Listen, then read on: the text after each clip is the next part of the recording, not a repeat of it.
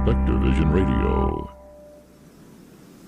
Welcome to Conscious Observers, a video podcast that follows host Jordan Crowder through beautiful and peaceful locations as he fearlessly and playfully explores the questions that are at the core of every listener. Who are we? Where are we? Why are we here? With every step, Jordan invites listeners to remember that we are more than our physical bodies. We are receivers connected to a whole unseen world. Join us on a lighthearted journey into spirituality, consciousness, artificial intelligence, ufology, ancient wisdom, and how to live your optimal life.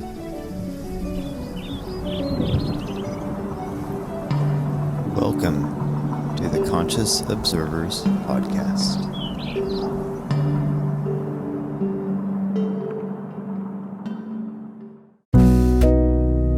The world moves fast. Your workday, even faster. Pitching products, drafting reports, analyzing data. Microsoft 365 Copilot is your AI assistant for work. Built into Word, Excel, PowerPoint, and other Microsoft 365 apps you use.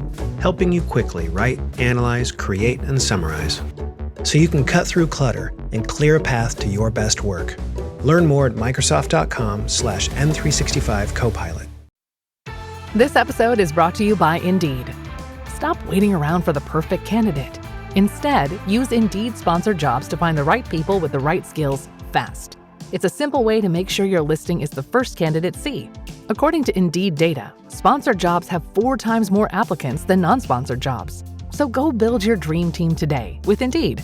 Get a $75 sponsored job credit at Indeed.com/podcast. Terms and conditions apply. Spectrovision Radio. Telemetry and launch condition. Well, some other observers. Hey, it's late night. It's late night on the astral plane, where it's never too late. With your host, Brian Singer.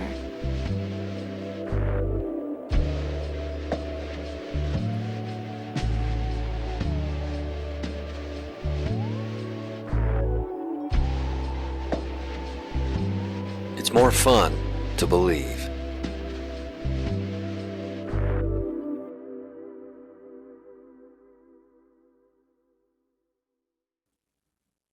Welcome to another voyage of late night on the astral plane. Late night on tap, as I like to call it. I've been a busy bee lately, and so the episodes have been a little bit sporadic in their release. My apologies. Welcome. We're going to start right off. I need to read you an excerpt from Ultimate Journey by Robert Monroe, which is the 3rd installment of his out-of-body experience books that he wrote, starting with Far Journey or Journeys Out of the Body, Far Journeys, and Ultimate Journey.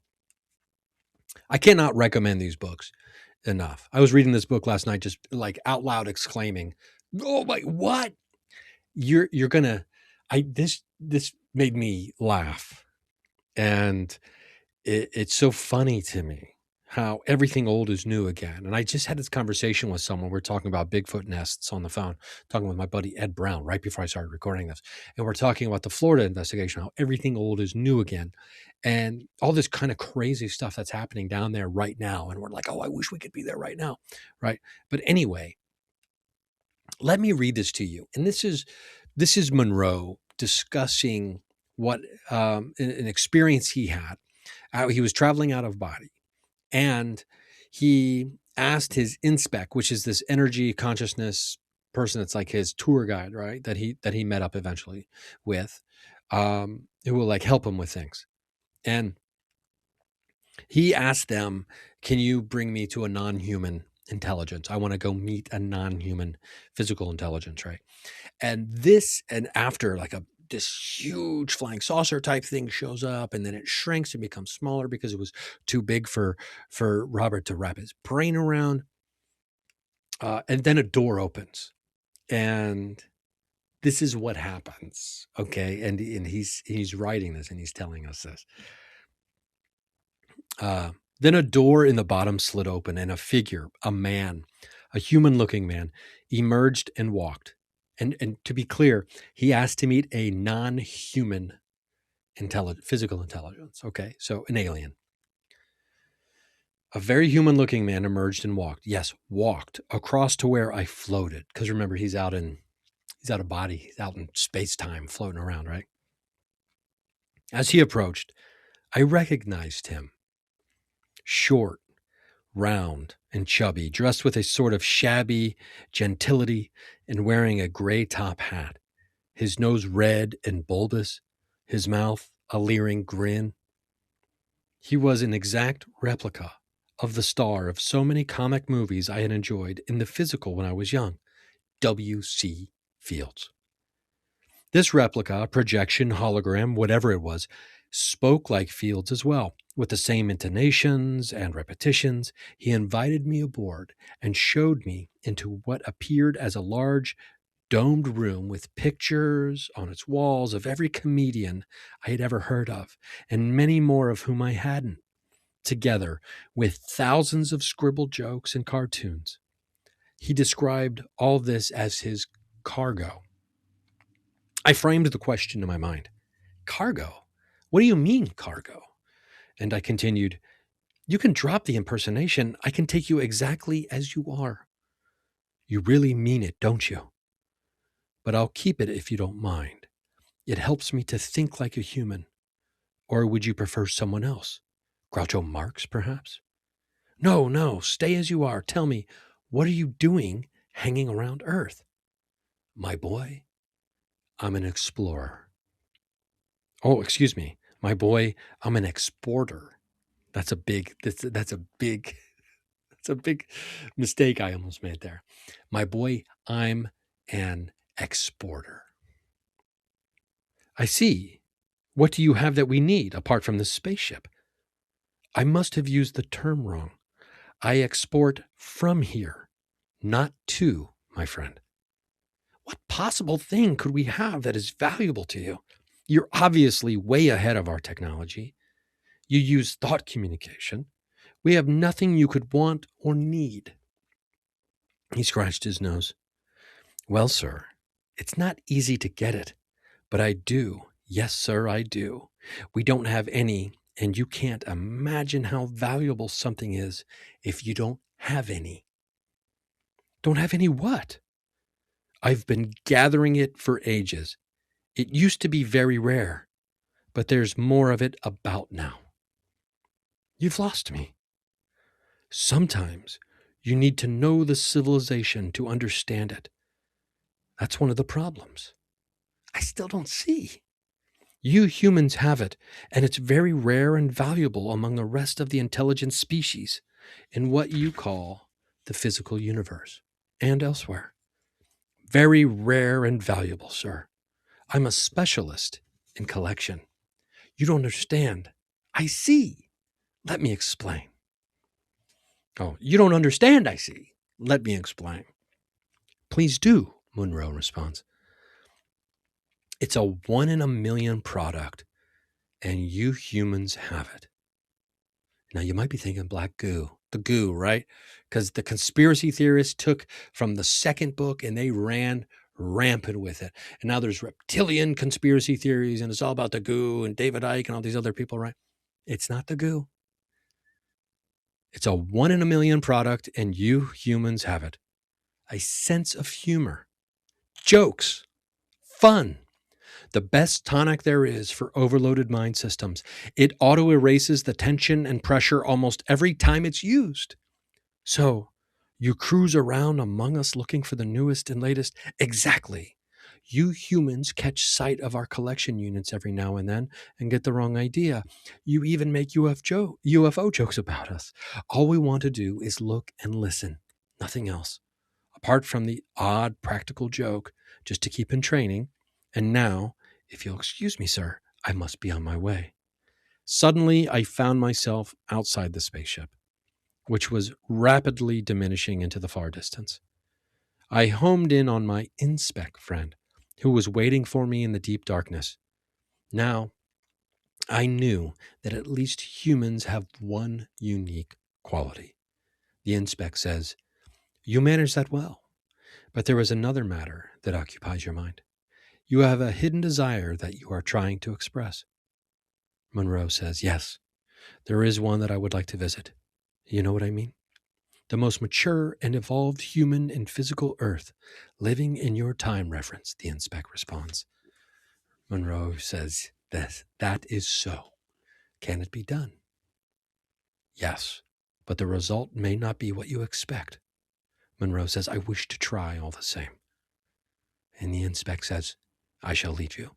And then what goes on from there is Monroe's accounting of meeting the most evolved, I'm going to need that, the most evolved human of all time.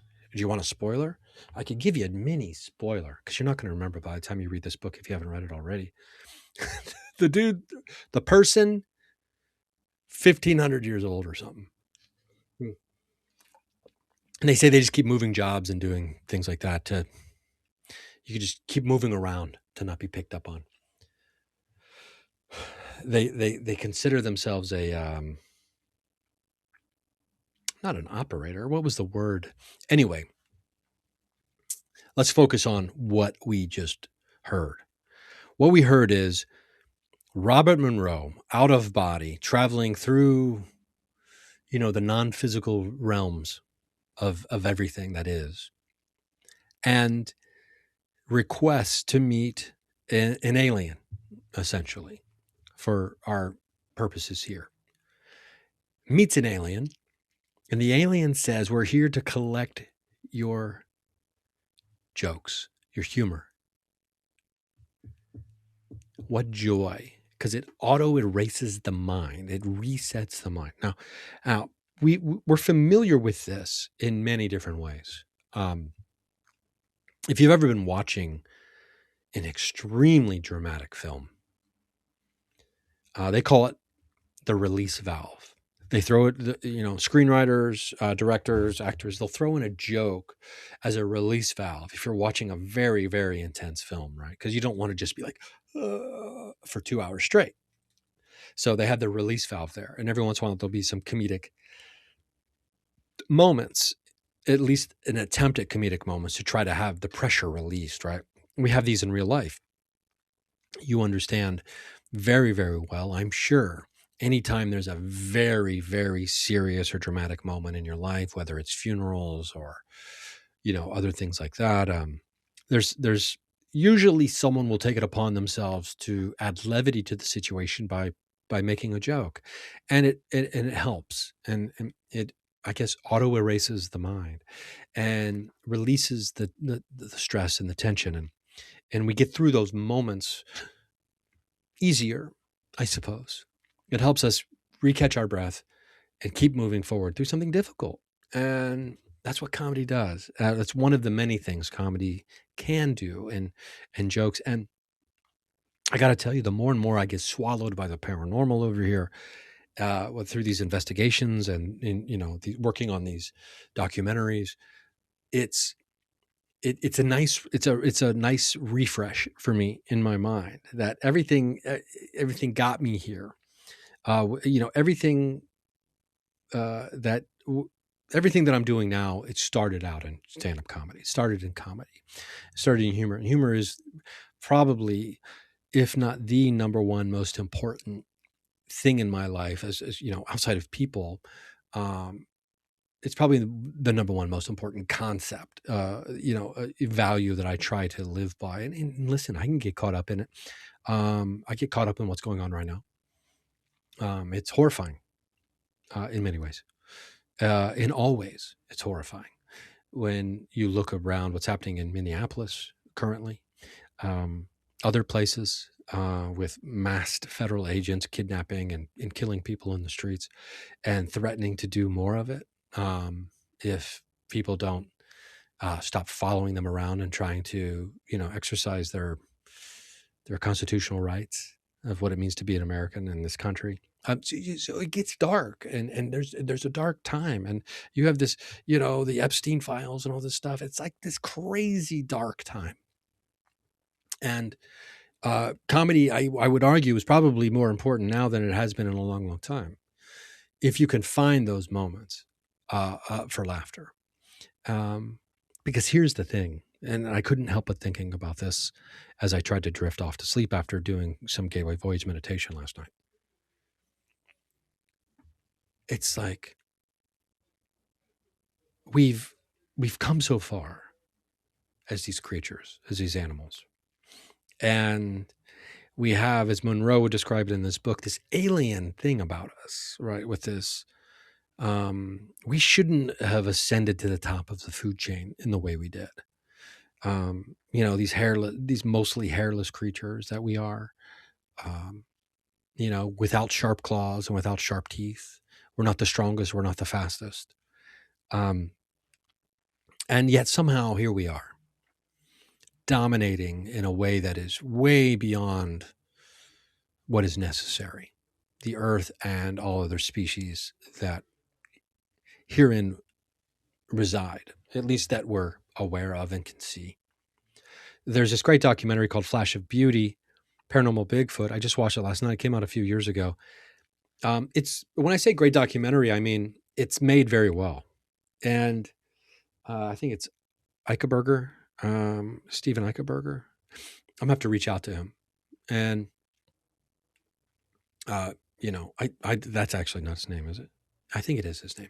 Anyway, I'm like binging documentaries left and right over here. I'm looking for inspiration. I'm trying to see what I like and what I don't like. Because obviously the documentary I'm working on now is going to be different than Fitz. And stylistically, it's different. It's a different story and everything else. And it's really, really well made. As far as the way it's shot, and it looks beautiful and it sounds great. And basically it's just a bunch of experiencers' stories.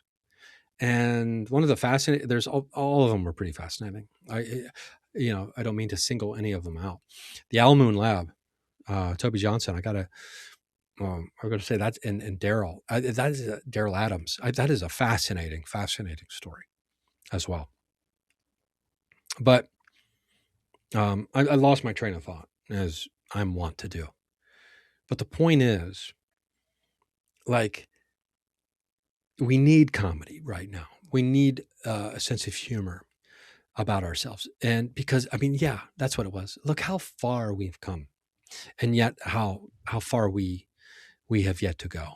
And that is the big thing that I couldn't help think about after reading and watching and thinking. And it's just, we seriously are connected to everyone across the globe through these phones in our pocket and these computers and the internet. And, we can travel into space on rocket ships, and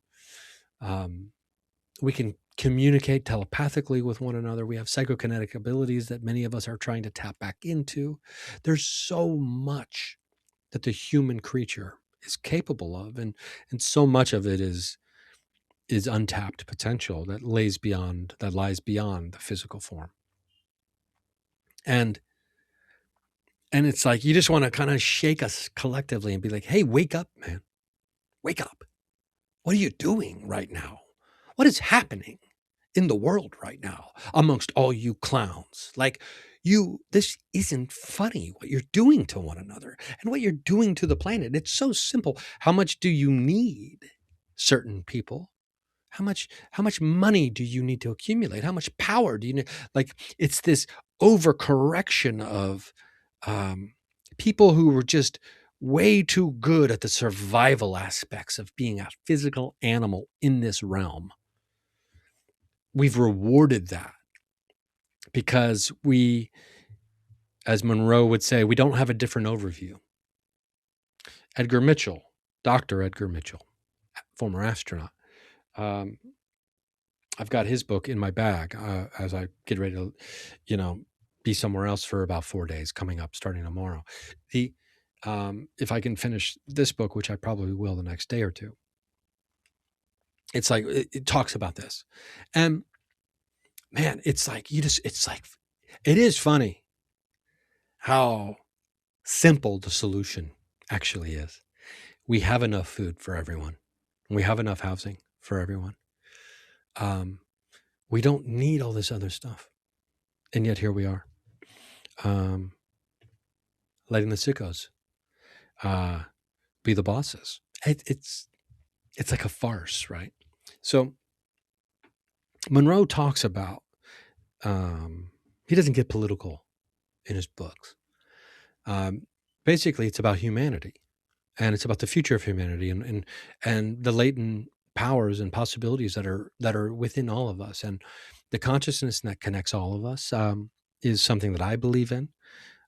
We don't really, have a huge component of these books talking about, he's not laying out some kind of argument for consciousness or any of that kind of stuff, but it's really, really fascinating stuff.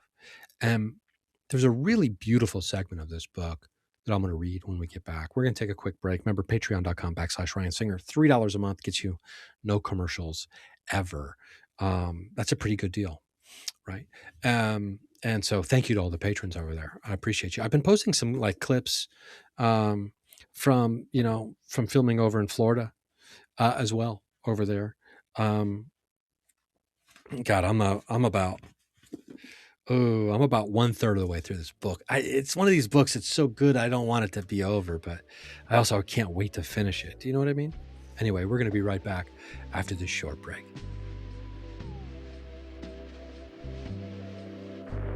Okay, we're back, and let's see here. Let's see if I can find this. I'm sure I can.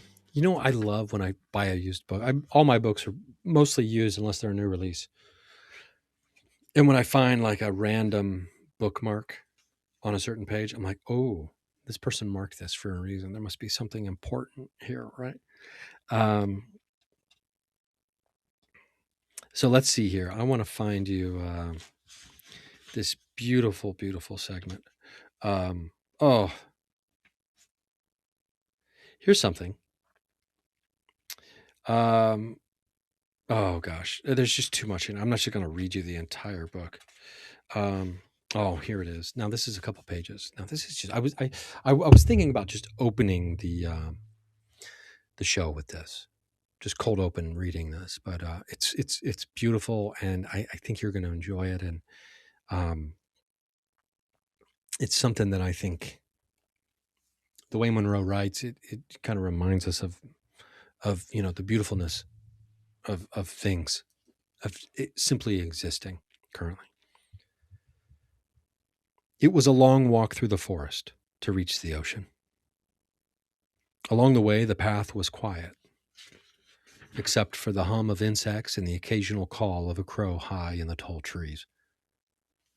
In the lush undergrowth, a slight crackling of dry leaves told of small residents, if one listened carefully. Under the fresh smell of growing green lay the deep aroma of moist earth and decaying vegetation, both silent signals of the life cycle in progress. Maybe we'll add some tones under here. Give me a music bed, Ryan. Future Ryan's going to lay in some just like synth chords starting now.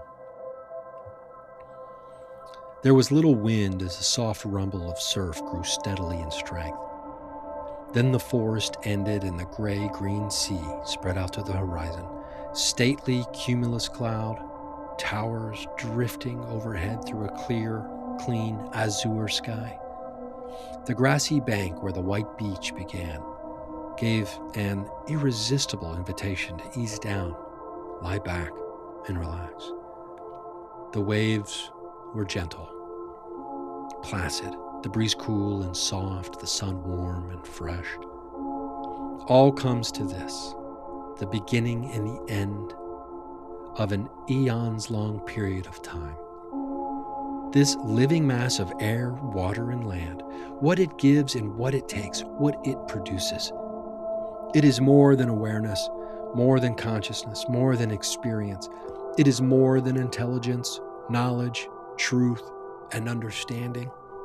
The whole is so much greater than the sum of its parts. It is such a wonderful learning process, learning to separate this from that, and the differences and comparisons, heat from cold, light from dark, noise from silence, strength from weakness, pain from comfort, thick from thin, rough from smooth, hard from soft, balance from instability. There is the learning of cause and effect, action and reaction, price and paying, authority and responsibility, and the options you learn to recognize: stop or start, hold or release, sink or swim, laugh or cry, friend or enemy, reward or retribution, success or failure, love or hate, win or lose, organization or chaos. There is the learning to think, to coordinate, count, calculate, and communicate, to remember, connect, plan, and have ideas, to daydream, create, hope, believe, and know, and the ability to experience and express emotion, joy and ecstasy, sadness, compassion, loneliness, communion, righteous and irrational anger, and the appreciation of the beauty of form and movement. And there is the learning to learn, words and numbers, writing, passing experience, knowledge, and wisdom from parent to child, generation to generation, without the trauma of reenactment. Learning to establish systems, laws, and rules that ensure this learning will continue and expand. It is all there beyond the forest. It is in the ripening carpets of grain, the neat multi-million rows of nourishing plants, and the mills that reshape matter into more usable form. It is in the many different shelters that are labeled home, the tall and slender towers that reach for the sky, the motor vehicles that become a substitute body, the ships sailing around the world atop and beneath the oceans, the winged carriers that draw white lines in the sky, and the metallic birds that hover and circle the globe hundreds, thousands of miles above its surface, each delivering innumerable items of information every second, day, and night. And it is in the invisible yet measurable network of controlled radiation that serves for communication and local direction finding. And there is more, such as the amplification of perception through lens and mirror and electronic ears, to search the universe for a signal, just one signal, to assuage the loneliness, searching the stars, constellations, galaxies, novas, and black holes. There is the illogical thrust away from our blue planet to the nearby moon, where an indelible footprint was left in the dust. There is the ranging and reporting of surrogate explorers to view and land on other planets, and thence moving on into the blackness of deep space. Learn, too, of the steady unfolding of the patterns that once seemed inviolate in land, water, and air, of alloys, compounds, elements, atoms, molecules, nuclear particles, radiation and waveforms, of gravity, inertia, momentum, centrifugal force, polarity, of the organic and inorganic, the living physical structures and their processes. Learn of the search for mind and creator, of belief systems, sleep and dreams, visions and visionaries, philosophies and religions. Learn also of love. This, then, is the wondrous package of achievement through millennia of evolutionary effort that we may carry lightly and easily, but with triumph, into the far reaches beyond. A heritage of inestimable quality to be evaluated and applied in the there. Yet, and yet, among the clouds, in the clamor, there is an uncomfortable sense of a missing factor, vital and important, Turn your attention, and a small face appears amid the mass of other knowing. It is shaped less than human and more than monkey. The eyes are luminous with emotion. It is there, all of it, in the eyes. From across the span of timelessness, the carrier of that first spark of intelligent consciousness, the original ancestor, looks out and observes with quiet pride and joy, with appreciation but not total comprehension, and with awe at the growth of the spark. It is the parent of a prodigal child. Here, seen clearly and cleanly, is one missing factor: the animal base. None of this could have happened but for its presence and provision. It was the living demonstration from which to learn, providing the flesh to be consumed, the milk to drink, the hides and furs to give warmth, the stronger back to share the burden, oil for light, the trinkets and amulets from tusk and horn. There was loyalty too, and a form of friendship, while there was some who found that fur and bear skin do mix and bring forth patterns of understanding far beyond anything envisioned. This animal energy was the driving force behind the spark. It provided not the catalyst, but the needs, motivations, and raw physical power. It is not to be hidden or demeaned, but included warmly and surely as the underlying essential without which nothing would have taken place. We must hold it up with pride for all to know.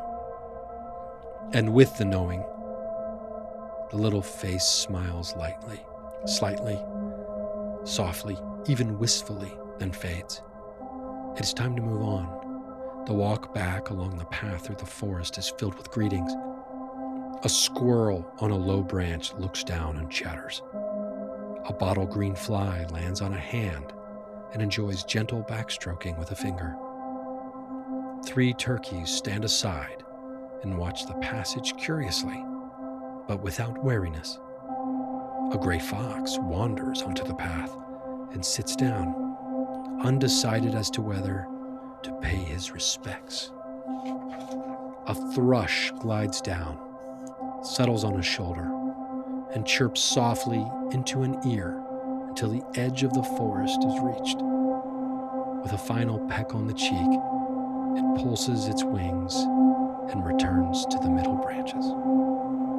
Goodbye, my friends, but I do take you with me. Wow, right? Robert Monroe, more like Robert Frost Monroe. Reading this book has inspired me and given me so many ideas for just the last day of reading. So many ideas and so many sparks of creativity that it has inspired within me. I hope that maybe hearing those words inspired within you maybe some kind of spark to encourage further learning. And, as we get older, maybe we don't seek to learn as much as maybe we used to, or maybe we seek more now than we used to, if you're anything like me. Either way, I hope that spark can inspire and turn into a wildfire of curiosity. And curiosity is something we talk about a lot here. And I love being curious. And we talk about the inevitability of curiosity when it comes to the experiencer, the researcher, the believer, the knower, and all these things. But it is only when we open ourselves up and we take the time, we set aside very specifically and with intention to open our mind to the words and the ideas and the sparks of other people, that sometimes we can unexpectedly get lit up ourselves. And that's the beautiful part of reading, of paranormal investigation, of the research too. it's just so fun to try to dive in to find connections between things. It's also fun being out in the field. I mean, it's also fun being on stage, making people laugh, writing a joke. To learn. There's so much to learn. I think I want to leave you there. We're going to have a short one. We're just going to do the one commercial break. I'm just going to leave it at that. This has been chock full of Robert Monroe. Now, I don't have any like big updates on like, breaking paranormal news and things like that. There's a few things that I do need to get into here in the future. And, it's just, I'm looking at some of these books. Sorry, I'm distracting myself. Do you remember I interviewed Greg actually Ray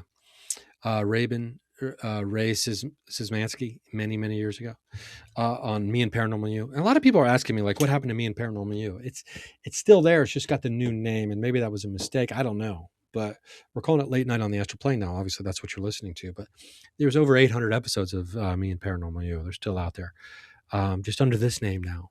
So it's like when Angie's List turned to Angie's. People were pretty upset about that.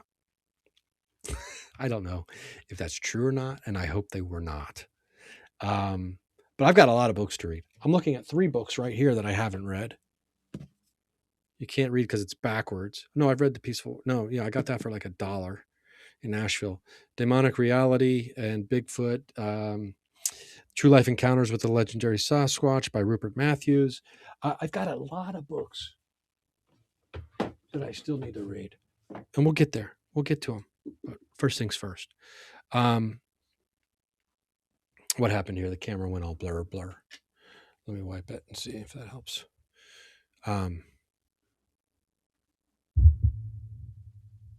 Okay. It's a good thing this is over because now I'm completely blurry unless it's just my glasses. I don't think it is. Boom. This is great radio. Okay. So just as a reminder, you can go to patreon.com/Ryan Singer. You can find all the shows without commercials. I've got some fun stuff as I go through all of the years of filming and files from our trips to Florida that I'll be posting over there, just random clips that probably won't be in the documentary itself, just kind of like little bonus things. I've posted a couple over there already. And man, I'm so excited. We'll be going there again sometime soon. Obviously I'll keep you posted on that. And we're actually going to be doing an experiment with a Jacob's ladder, what I'm pretty excited about, but we're tying it into something else. I'll tell you about that more later, probably when I have details. Just know this, that we're going to be using another one of a kind, paranormal ITC device, at some point soon. We teased it a little bit on the last episode with Matthew, on the last voyage with Matthew Jackson, the Whisper Box. So I can't wait to take that bad boy and see what happens. And then this experiment that we'll be doing with the Jacob's Ladder, I'm pretty excited. It has to do with electricity, portals, and also frequency. So I'll tell you more about that later. Maybe I'm no scientist, but hey, maybe we'll get lucky, and who knows. I just know this, that when it comes to certain paranormal locations, and there's documentaries I'll be watching, like I said, Flash of Beauty, Paranormal Bigfoot, it's pretty good. It's beautiful to watch. I recommend that one. It's on Tubi. Just get on Tubi and watch your stuff. You know what I mean? Liminal, the series from our friend Dash Kwiatkowski, is over on Fossum.tv. As they work to get on Tubi as well over there. But they're currently on Fossum if you want to watch 3 episodes of Liminal. I highly recommend that. So anyway, I love you. I hope you love yourself. I hope you're taking care of yourself. I hope you're staying warm. If you're in one of the frigid ice zones, I apologize. It was only 73 degrees here today as I took a walk. I'm not rubbing that in, but I'm rubbing it in because we're grown-ups. You can kind of live where you want to live. And so I chose to live here. And I'm reaping the benefits of that decision specifically today. So, I can't be mad at that. But yeah, and so we'll be seeing you soon. What else? I'll have tour dates coming up soon as well. We're booking those. We had some fun shows. We had some great shows in my hometown over the holidays and Mason City, Illinois. It's just been great. So I hope to be able to make you laugh out there. I almost forgot Paranormal Corp. I forgot to plug Paranormal Corp. I'm told that they're giving me more commercials to air. We'll have to see. But thanks for keeping the lights on Paranormal Corp. Your one-stop shop for all things paranormal and everything else. So Paranormal Corp, thank you. And remember, it's never too late over here. And if I don't see you, at a comedy show sometime, I'll see you at the watering hole on the astral plane.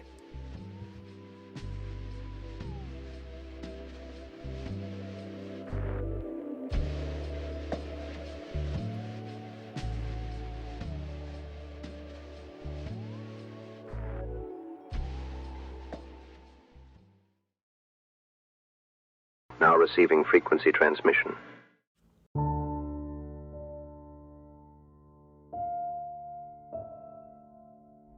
How do we know what's real?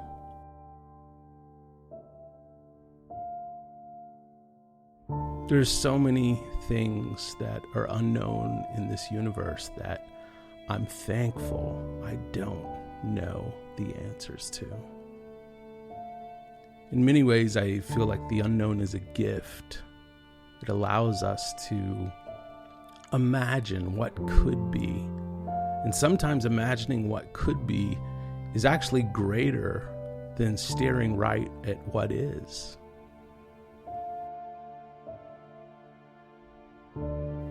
Our brains try so hard to manufacture certainty, and in our attempts to manufacture certainty, I think we get stuck, and that causes us often to ignore what is real for one person, which may be completely unreal for someone else.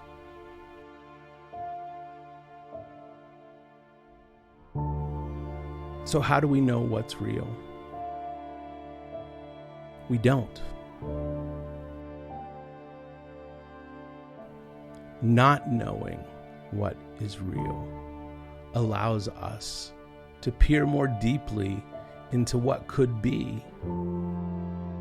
And that is a gift in and of itself.